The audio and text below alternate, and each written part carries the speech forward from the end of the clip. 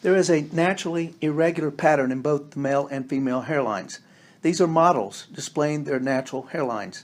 There are patterns noticeable and unique when comparing the differences. The male hairline is curved slightly back laterally out to the vertical line of the corner of his eye on each side, whereas the female hairline is heart-shaped. There are subtle but obvious mounds of hair in the hairline above the pupil on each side in both the male and female hairlines, with a point of hair we call a widow's peak in the midline of the female hairline, but another irregular mound of hair in the male hairline. The profile of hairline differences between males and females show an obvious temporal peak positioned in front of the hairline and front sideburn in the male, but presents as a mound of hair in the same position for the female.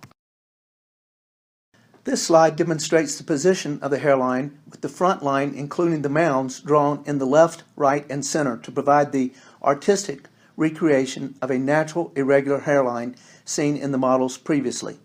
Between the front and back line is the region we call the dense packing zone of single hair follicles for the most density possible with the restoration of the hairline.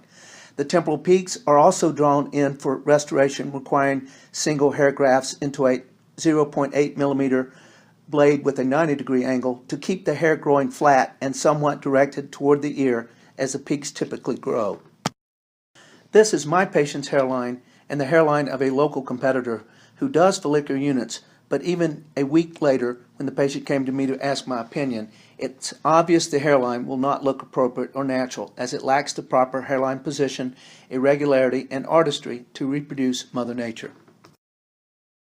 This slide demonstrates a female restoration with a feminine hairline template drawn and her result at 1 year follow-up.